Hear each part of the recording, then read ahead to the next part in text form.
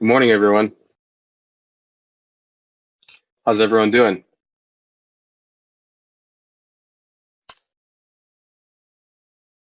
TBLT is still grinding up here. It is May 9th, 2008, 2019. Earlier, I mentioned a level that I thought was very important on TBLT. That was 149. And sure enough, we're inching closer and closer. We had a couple fake outs at 143 area. We had some we had some traps being set at that area, Unfortunately, there's a lot of people that went short there, seeing a quote-unquote double top or what have you. I'm not falling for that. I don't fall for those, thankfully, much anymore. Sometimes, of course, I still do, but I've gotten really good at identifying these traps and steering clear of them.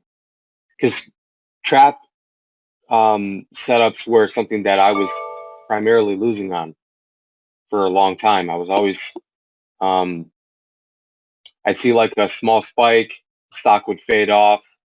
Now I know that they're trapping. They want people to slam the bid. They want people to slam the bid at the wrong area is what I really mean, without any sort of real confirmation.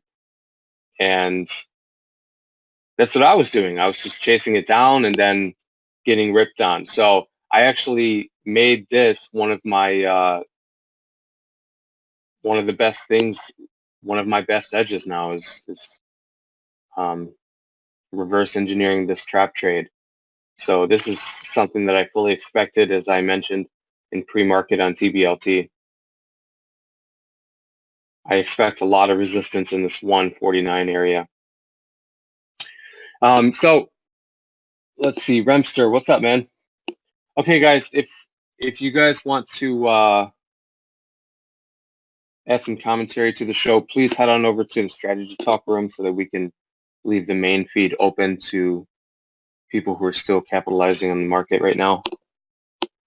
I'm pretty much done for the day. I don't really see a whole lot going on, but I want to discuss with you guys what we've been looking at this week and what we did right, what we did wrong. When I say we, I mean me, what I did right, what I did wrong, and hopefully that can aid you guys in your own journey. So if you guys have questions for me, I'm hanging out in the Strategy Talk room. What's up, Remster? Punch Drunk, Jonathan. Nice to see you, Jonathan. Punch Drunk, I got your DM. I glanced at it. I'm going to answer it today. I just saw it this morning. I'm swamped. And I appreciate you guys for all the guys that send me a message or DM or no worries, Capo. What's Capo? Captain?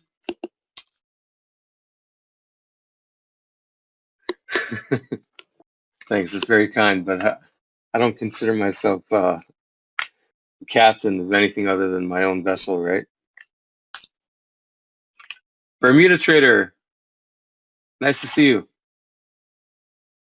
How can I help you guys in your own journey? What questions do you have? What market questions do you have that I can hopefully help you guys out with? I mean, what can I do to get you guys on track? Best I can. Of course, like I say in every show, I'm not a professional. Nothing that I discuss or talk about is intended to be taken as investment advice. I'm not a millionaire trader. I'm not the best trader. I'm not even close. This is just my approach, so this is everything that I discuss is just my own personal opinion. It's not gospel. It's not intended to be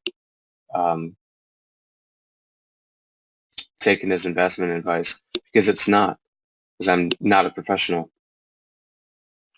Arsh, what are the risks of doing a market cover order if the limit cover doesn't fill on time? Thanks.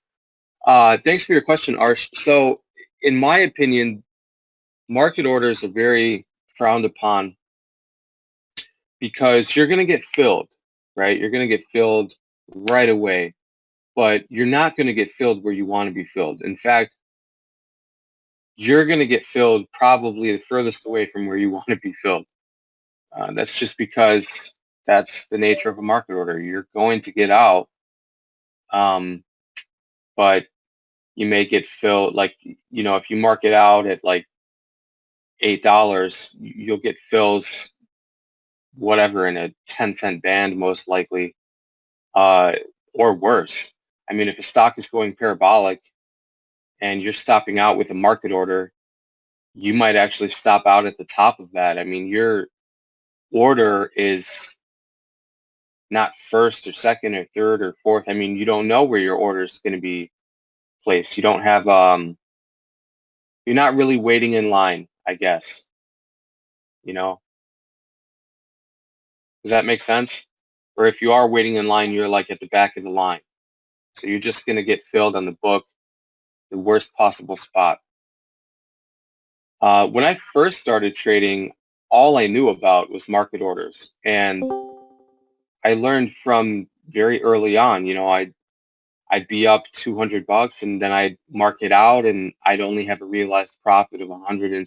I'm like, what the hell? Like, where did my $40 go? I mean, these are like funny things to look back on, but yeah, when you market order in and out, you're not going to get filled where you want to get filled, where you think you're going to get filled. You're going to get out immediately, but it's not going to be where you want. So that's the risk, Arsh. Some people still use market orders for certain things. If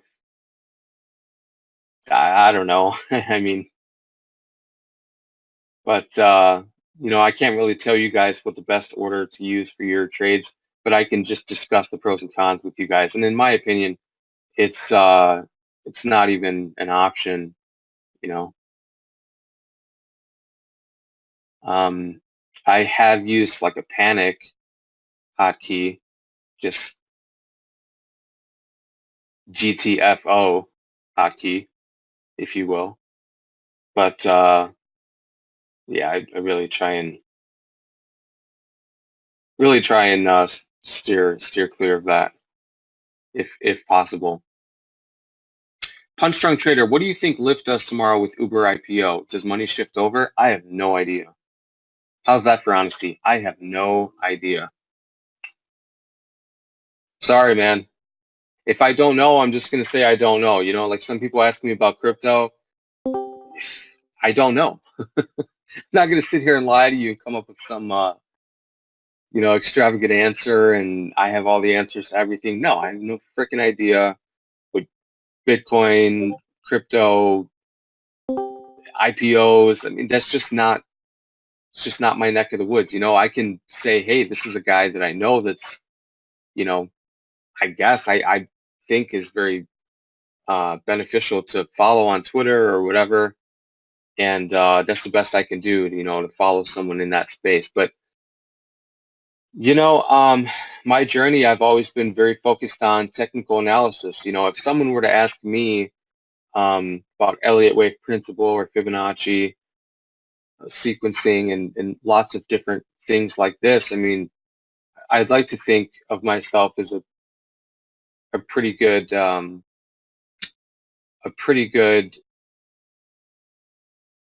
guess, how can you say it, source of knowledge, if you will.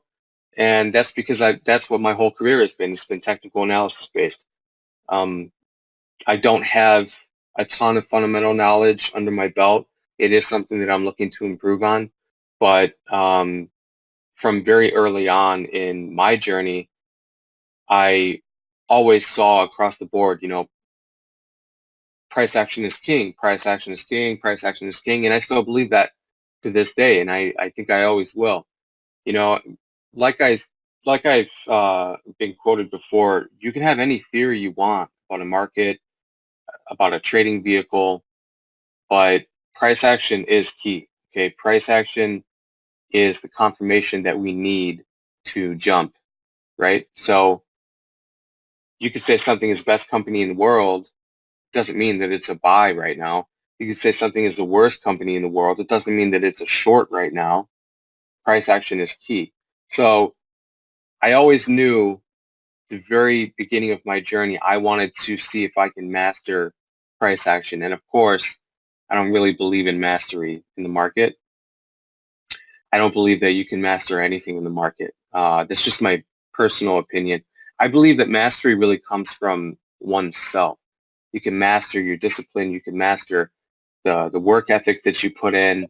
You can try and master things within your control. But I don't really believe that there's such thing as like a Fibonacci master or anything. I think that's a fallacy. I don't believe in that at all. Um, Studying Fibonacci for 3 years now, I can tell you, I learn new things all the time, and I don't even think that I've scratched the surface. I mean, when you're dealing with math and you're dealing with um, Fibonacci sequence, it's endless. It's endless. I don't, you know, I just kind of roll my eyes when I see some of these, I don't know, gurus or like Fibonacci gurus that have mastered, quote unquote, mastered. I mean, that's great. I mean, who knows? I try to keep an open mind, but I just don't see how that's even, like the chances of that are so astronomically low that I just, yeah, I try and stay objective. I really do. But the more I learn about math and Fibonacci, the more I realize I don't really know shit. And I know that sounds funny to say, but it's true. The more I learn and the more discoveries I make and the deeper I dig into this rabbit hole that we call Fibonacci or my own custom price sequencing system that you guys have seen, the more I realize dude, it's like this proverbial rabbit hole is just seemingly endless. It does not have an end. It just has branches that branch into new areas, and those branch into new areas, and it's just. But that's what I love about the market is that the journey is never over. I don't. Okay, even if you're a profitable trader, there's always another door to open. There's always another angle. I mean, always. I don't care what your gig is. I don't care if you're a bull, if you're a bear, intraday swing trading, position trading, investing. Um, I don't care what speculation really resonates with you. There's always more. And that's why in this industry, I love it. I love it. There's always a new project, you know? There's always something there. There's no there's no monotony. Things can be tedious, of course, when we track our Excel sheets, we track everything. That's fine, but I don't think uh, I don't think monotony is really synonymous with the stock market. So um, Miko says he can only ask his crystal ball so many questions a day. That's hilarious. But that's not true. No crystal ball here. I cannot see the future or any garbage like that. But I have, it's always hard to explain. I catch a lot of shit for this.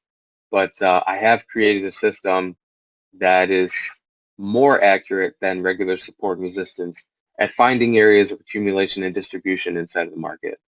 So um, for those of you who just think that I'm full of shit, that's okay. I don't mind. And for those of you who are willing to listen and, watch some of my um, alerts and stuff like that, and you find value in it, that's cool. I appreciate that. But by no means do I have everything figured out. By no means am I some sort of expert or guru or professional trader or millionaire or the list goes on, right? I'm not. I learn new things every day.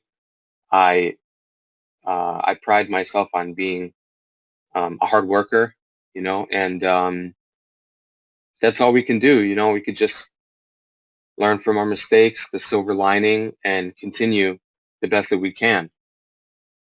But I'll tell you what, guys, I don't care how high my win rate might be or how great my reward to risk may be, or I'll never consider myself a master of anything in the market other than myself. You know, when I can get up at 4 o'clock in the morning and I could do my fast cardio and I can stretch and get my micros in, I have a greens drink, and when I can do these things day in, day out, I could track everything A to Z on what's moving, what's important, the volume, the sector, the float, the not so much the news. I'd be lying if I said the news, but the price history from the last 1, 2, 3, 4, 5 years. When I can do these things in succession, day in, day out, I feel like that is the mastery. That is the holy grail that people seek. You know, it's within us. It's really within us. I just don't believe. I mean, you know, my opinion right now as of whatever, May 9th, 2019, I just don't believe that there's any market mastery in existence. I just don't believe in it. The possibilities are are endless. The variables are astronomically high. I just don't, you know, being a math guy, I really just, it's not feasible for me to believe that there's any form of mastery in the market. The mastery really comes from us. Can you stop out where you're supposed to stop out? Can you let winners ride? Can you switch biases? Can you stay objective? You know, can you do these things day in, day out, over and over and over? I think that's where the mastery comes. I mean, that's just my opinion. You know, I don't think that'll ever change. So let me shut up. All Day 8, what's up, man? All Day 8, new member in the room. He's been helping out. I really value his input and his insight. What I like about All Day 8 is he's more of a large cap trader, and I think that the room likes that. I definitely do. I'm trying to expand into things outside of sub $10 range myself, and I think that yeah, yeah, no problem. I think that you're doing a great job, and I hope you're with us for a long time. Patrick, are you using fib clusters? I'm using, okay, so I'll talk about my Fibonacci analysis. I use extensions, retracements, time analysis. Those are my main three. When I first started, I was using a lot of like spirals. I am still pretty infatuated with the Fibonacci spirals, which is where the spiral came in my Twitter handle, by the way, if you guys are curious. But I think the infatuation will always be there with trying to dissect why price respects the spiral. It's just a beautiful thing to me. But I don't find much value in the spiral from a trading standpoint. I also don't really use forks. I also don't really use, yeah, I don't know. There's all different kinds of Fibonacci, you know, but extensions, retracements, and time, those I have found to be very valuable. The latter may be half as valuable as the former. So the time is really useful, but not paramount in my journey, I guess, or not yet, right? I mean, everything is just like right here today, 10:11 a.m., you know, May 9th, 2019. I don't find spirals to be that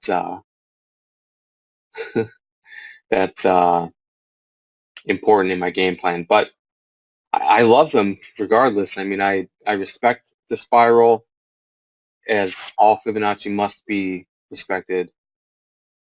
When you see things stop sometimes, oftentimes to the tick on Fibonacci, even if you don't trade Fibonacci, even if it doesn't resonate with you, if you don't like it, if you like other forms of analysis, you have to respect it and you have to say, you know, okay, maybe that's not for me, but that's cool. And that's what I do with a lot of things, you know. Someone asked me, Fibber 100, what's up, man? Is it based on volume profile? No, it's not. It's not based on VP. You know, there's there's a couple cool volume profile traders on Twitter. I okay, for example, volume profile, like, it doesn't resonate with me. You know, for whatever reason, my brain just doesn't want to go there and just doesn't resonate with me. Fibonacci has always resonated with me, but I still respect it. You know, I still think it's cool. You know, the volume profile is definitely useful. I mean, just, you know, it's the same as anything else, right? If you play an instrument and you see this different brand of instrument, it doesn't mean that that instrument doesn't have any value. If you're into cars and you really hate Porsches, you know, and that doesn't mean that Porsche is a bad car or that it's not fast or that, you know, whatever, like the list goes on, right? So like it's the same as anything else. Just doesn't resonate with me, but I respect it and I still think that it's cool volume profile, but I don't use it. All Day says, been trading for 5 years now. I'm located in Princeton, New Jersey. I started my own little seven-figure fund this year, launched it in February 2019 after a raise in 2018. Options, volatility, and equities. Sorry, I got a message. Okay. My focus for day trades is very similar to you guys, small caps, large caps. I'm strictly based off of technicals. Amen to that. Bias is normally long. I like that, but I can short like MTCH and EA yesterday. So here we have a guy that has obviously found success in the market. And what I like about All Day A, which is a breath of fresh air, is that he's large cap based and he's long based. So that's kind of like a 180 from what I am. So I'm small cap based and I'm primarily short biased. And that's why I like it. You know, I don't want to sit and hang around a bunch of people that are always agreeing or looking at the same things that I am. Not that I mind it, but just from a growth standpoint, it's not the healthiest environment, right? You know, like I always want to surround myself with people who challenge me, who, like, for example, All Day A said he has a seven-figure fund. I don't have a seven-figure fund. So what does that tell me? That tells me, okay, I value your input. You know, if he says something, I'm going to look at it. I may take a note. You know, I value that. I want to surround myself people that I can learn things from and grow with. And I don't want to surround myself with people who are always on the same page as me, because that same page is history, right? That's something in history. We want to move forward in the chapters in our journey. So when I can learn things, ping things off of people who have a different opinion other than my own, I think it's a great place to be. And that's what's so cool about Mad As Money, and not just Mad As Money, but other chat rooms as well. When you can surround yourself with people who, in all different walks of life,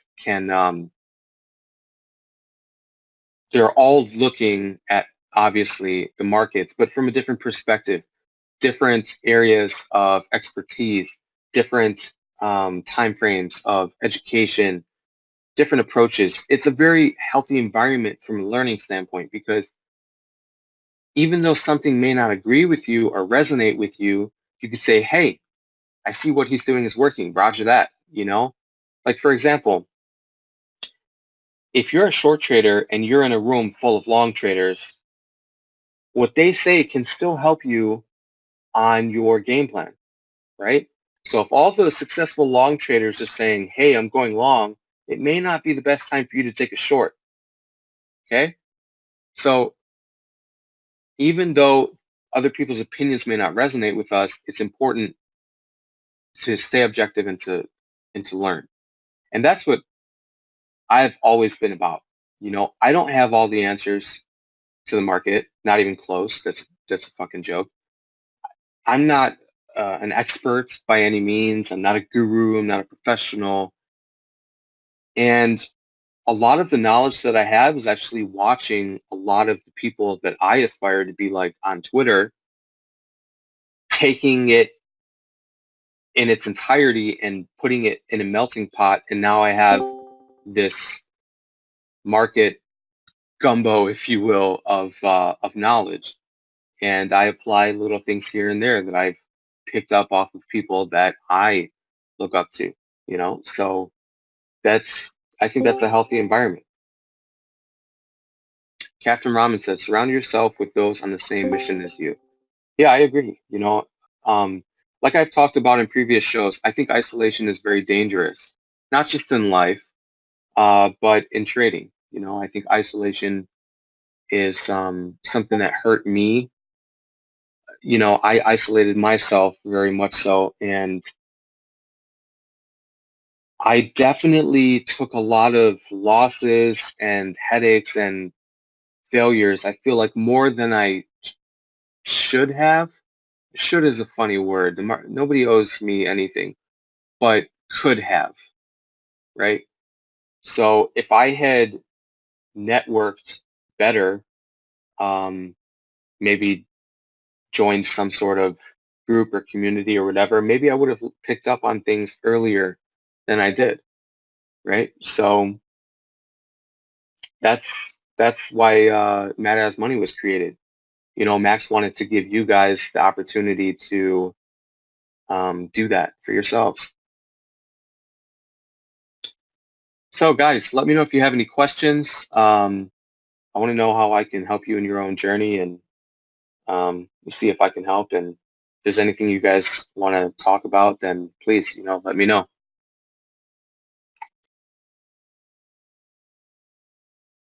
TBLT bleeding out here. Remster, can you explain what's happening with WK? Yeah, okay, let's check it out. WKHS. We're going sideways, and we've been going sideways basically from 9:35 a.m. The selling just kind of came to the heavy selling. And then of course there was still some selling and um, lower lows and things of that nature, but then we had a pretty nice move upward. We had a higher low retest off the lows. Then we have a higher high, now another higher low off that second swing low. So if you want to mark on your chart, I'm looking at 210 as the bottom. The next swing low is 219, and the next swing low is 231. So there is a slight argument here for a little bit of stair stepping and maybe lack of selling at this very moment. But when you're dealing with heavy dilution plays like this, what do diluters need? They need buyers. They need range. They need things. They need volume to dump into. So I definitely by no means would consider this a long. I actually think that this move will probably be sold into and it'll go lower. Why do I say that? It's just the law of probabilities at this point. Thanks for your question, Ramstar. I hope that helps you. Wow, took my eyes off of TBLT and it's tanking huge. So, guys, I want to show you one thing on TBLT that you might find interesting.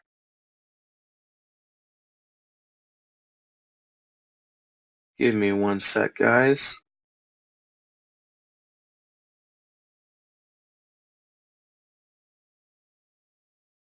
All right, we got this TBLT.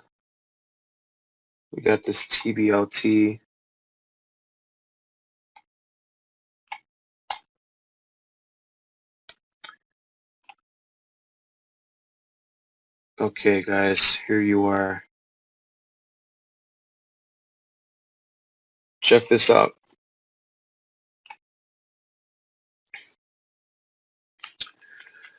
8:21 a.m. Central Time, which is before the market even opened. 149 resistance. TBLT stopped at 148 and tanked. I was a penny off. So what does this mean? What does this tell us? Okay, I've been doing this a lot on a lot of different tickers. I did it on WKHS. I did it on BYND today. Can I see the future? No. But when I say that my whole career has been technical analysis based, I mean it. I'm pretty well versed in Fibonacci sequence and how it moves, how it operates for what I'm looking at. And that's the key phrase, what I'm looking to capitalize on. So, like I said before, to have a full understanding of Fibonacci is probably impossible. But as you guys can see, for what I'm looking to capitalize on intraday trading, I've gotten to a pretty healthy level of knowledge inside of the Fibonacci sequence and the math-based calculation. Mojo, what's up? AETI. Wow. AETI. Yep, no thanks. No thank you. So what are some things that I see on AETI? Volume's not the best, okay, minus this last candle. And AETI would be something that I'll look at tomorrow, if you guys are wondering.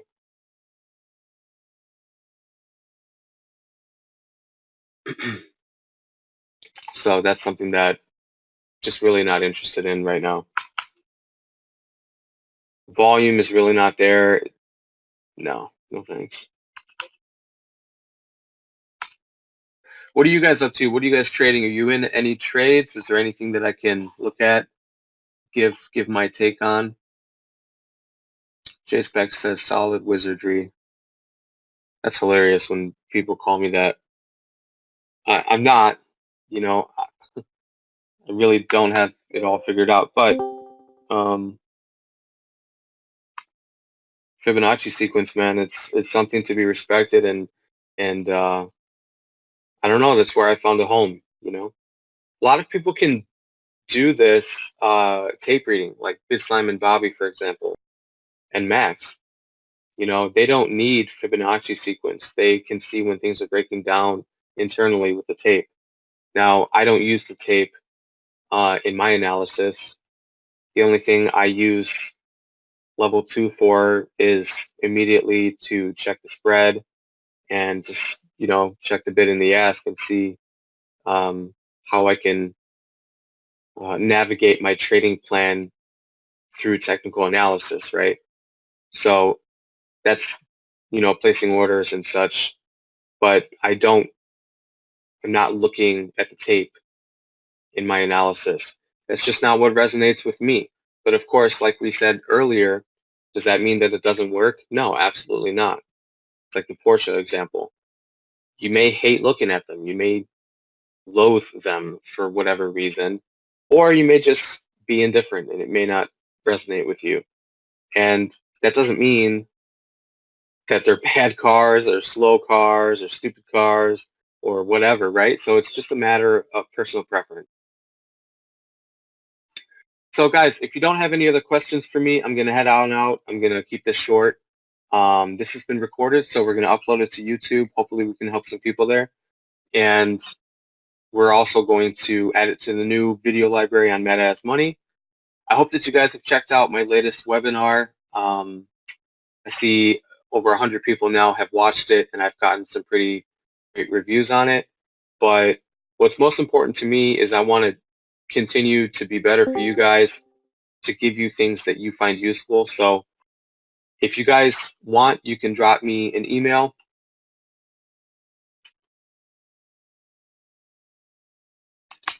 Micah@matasmoney.com, and you can let me know what you want the next webinar topic to be or how I can improve my Micah Yo shows. And also, if you're in the room, you can just right-click my handle or my profile picture, and you can leave me a message that way. Scroll down and say message. And I'd love to hear from you guys. Let me know how I can improve or what you like about the show, and what we can focus on. Taboo, what's up? Suck It Forever puzzle more stressful than trades. What is a forever puzzle? And why does it look like it's like little mini grenades on your desk? Does anyone else see that? Am I going crazy? It's not. For reference, I see that they're not. They're like little mini water bottles or something. I don't need I don't need some troll calling the feds on taboo.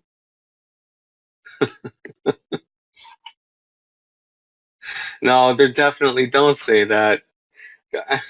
Don't say that. No, he's not making anything. Don't even start that shit. People take that very seriously, okay? They're just little mini water bottles. Technical difficulties. Micah, do you teach your math or do you just give out levels? Yeah. I made a webinar, last Friday. It's on the Matt Has Money website. I talk about exactly how I get my levels. Have you checked it out yet?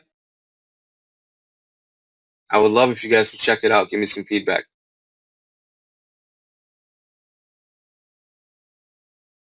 Taboo says, now I got the CIA knocking at my door. Thanks, guys. They're portable whey containers, LMAO.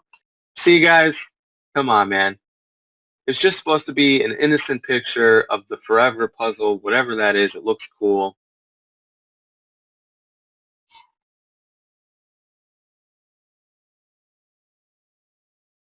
Rick K says, when's the next webinar? The first one was good. I don't know, man. When do you guys want one? You let me know. You let me know. We'll make it happen. Technical difficulties hasn't watched the webinar yet. Yeah, if you could watch it, I'd appreciate it. Leave some feedback. Rick K says, keep teaching, buddy. You know, I think that's a funny word, and I thank you for your message, Rick. But I like to think of myself as just like a student along with you guys. I know my title is moderator, but um, I'll be honest. In my younger years, my ego really just led me astray, got me into a shitload of trouble.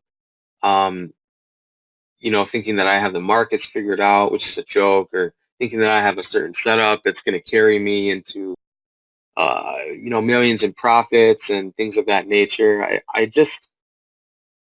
It's very interesting, the correlation between my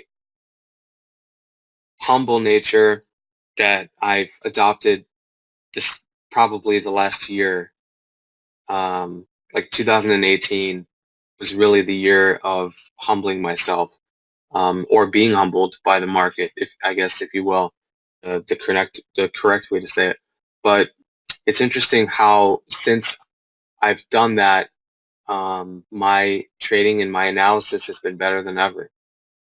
And it's when I start to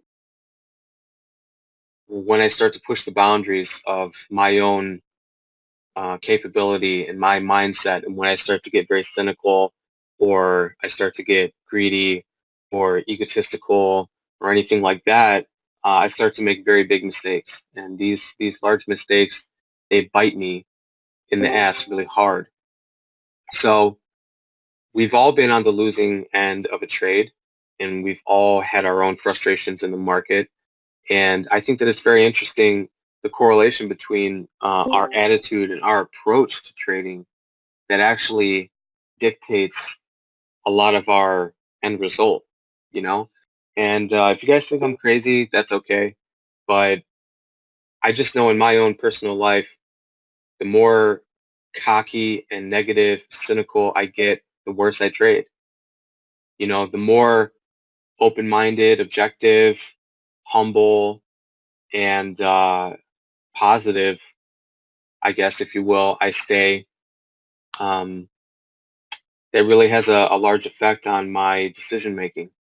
If I start saying, oh, I top tick this, the next one I'm going in, 50K shares, and then once I'm in, I start saying, well, the last 5 trades have won, this is a fucking walk in the park, I'm adding, you can only imagine what happens at that moment when you've adopted that mindset and the trade doesn't work. So staying humble and objective and clear-minded I could say, hey, this trade is not working. It's time to walk. It's time to cut it. But when I get greedy and angry and vicious and cocky, it really affects me, man. It does. So maybe that works for some people. They treat the market like a boxing ring. They want to walk in and destroy shit. That's cool. That's cool if it works for you. But for me, my mentality is try and be working harder than I did yesterday. Try and expand, try and grow, stay objective. The more data, like data is my superpower. It's not my hands, my fists, it's not the physical. It's really the mental. The data is really my superpower. So that's what I pride myself on. Lots and lots and lots of data, confirmation, data chopping, objectivity, studying, learning new things, growing, staying humble. That's really the superpower that uh, I aspire to have. So the data will carry us further than anything else every single time. That's my opinion. Mario says, hi, where on the website can I see the webinar? Do I need to log in? Yes, so go to madassmoney.com. If you're a member, log in, and you'll see it's the first or second video. It'll just say Micah Yo webinar. And if you're not a member, then you can sign up and check it out. After you sign up, you can get access to the video library. So guys, I hope that this has been helpful to you guys. I hope that it's been informative and hopefully a breath of fresh air in your journey. Please leave me some feedback.